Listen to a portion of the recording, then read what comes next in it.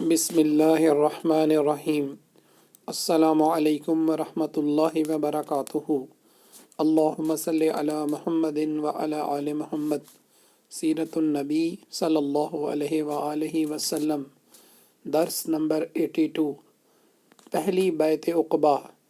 جیسا کہ پہلے گزر چکا کہ نبوت کے 11ویں سال موسم حج میں یثرب کے 6 آدمیوں نے اسلام قبول کر لیا تھا اور رسول اللہ صلی اللہ علیہ وآلہ وسلم سے وعدہ کیا تھا کہ اپنی قوم میں جا کر آپ صلی اللہ علیہ وآلہ وسلم کی رسالت کی تبلیغ کریں گے۔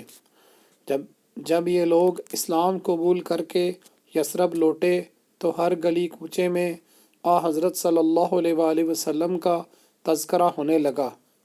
اس کا نتیجہ یہ ہوا کہ اگلے سال موسم حج آیا، یعنی ذی الحج 12 نبوی بمطابق جولائی 621 عیسوی، تو 12 آدمی آپ صلی اللہ علیہ وآلہ وسلم کی خدمت میں حاضر ہوئے۔ ان میں سے 5 تو انہی 6 میں سے تھے جو سال گزشتہ حضور صلی اللہ علیہ وآلہ وسلم کے ہاتھ پر اسلام قبول کر چکے تھے۔ البتہ جابر بن عبداللہ بن ریاب رضی اللہ عنہ کسی وجہ سے اس دفعہ شریک نہ ہو سکے تھے۔ نئے 7 افراد یہ تھے: معاذ بن الحارث رضی اللہ عنہ قبیلہ بنی نجار خزرج، ذکوان بن عبد القیس رضی اللہ عنہ بنی زریق خزرج، عبادہ بن صامت رضی اللہ عنہ بنی غنم خزرج، یزید بن یعلبہ رضی اللہ عنہ بنی غنم کے حلیف خزرج، عباس بن عبادہ رضی اللہ عنہ بنی سالم خزرج، ابو الحسن بن التحیان رضی اللہ عنہ بنی عبد الاشحل اوس، اویم بن سعدہ رضی اللہ عنہ بنی عمر بن عوف اوس۔ ان میں صرف آخر کے 2 آدمی قبیلہ اوس سے تھے، باقیہ سب کے سب قبیلہ خزرج سے تھے۔ ان لوگوں نے رسول اللہ صلی اللہ علیہ وآلہ وسلم سے منا میں عقبہ کے پاس ملاقات کی اور آپ صلی اللہ علیہ وآلہ وسلم سے چند باتوں پر بیعت کی۔ یہ باتیں وہی تھیں جن پر آئندہ صلح حدیبیہ کے بعد اور فتح مکہ کے وقت عورتوں سے بیعت لی گئی۔ عقبہ پہاڑ کی گھاٹی یعنی تنگ پہاڑی گزرگاہ کو کہتے ہیں۔ مکہ سے منا آتے جاتے ہوئے منا کے مغربی کنارے پر ایک تنگ پہاڑی راستے سے گزرنا پڑتا تھا۔ یہی گزرگاہ عقبہ کے نام سے مشہور ہے۔ ذی الحجہ کے 10ویں تاریخ کو جس ایک جمرے کو کنکری ماری جاتی ہے وہ اسی گزرگاہ کے سرے پر واقع ہے، اس لیے اسے جمرہ عقبہ کہتے ہیں۔ اس جمرہ کا دوسرا نام جمرہ کبریٰ بھی ہے۔ باقی دو جمرے اس سے مشرق میں تھوڑے فاصلے پر واقع ہیں۔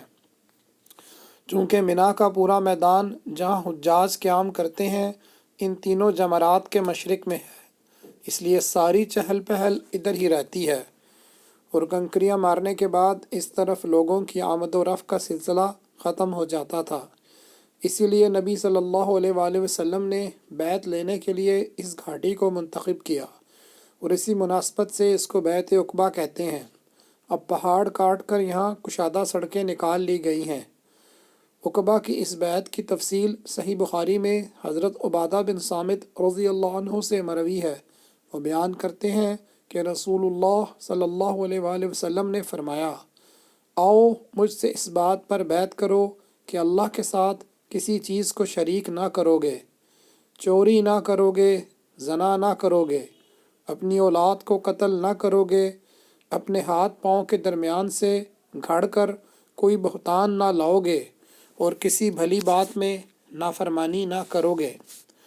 جو شخص یہ ساری باتیں پوری کرے گا اس کا اجر اللہ پر ہے، اور جو شخص ان میں سے کسی چیز کا ارتکاب کر بیٹھے گا پھر اسے دنیا ہی میں اس کی سزا دے دی جائے گی تو یہ اس کے لیے کفارہ ہوگی، اور جو شخص ان میں سے کسی چیز کا ارتکاب کر بیٹھے گا پھر اللہ اس پر پردہ ڈال دے گا تو اس کا معاملہ اللہ کے حوالے ہے، چاہے گا تو سزا دے گا اور چاہے گا تو معاف کر دے گا۔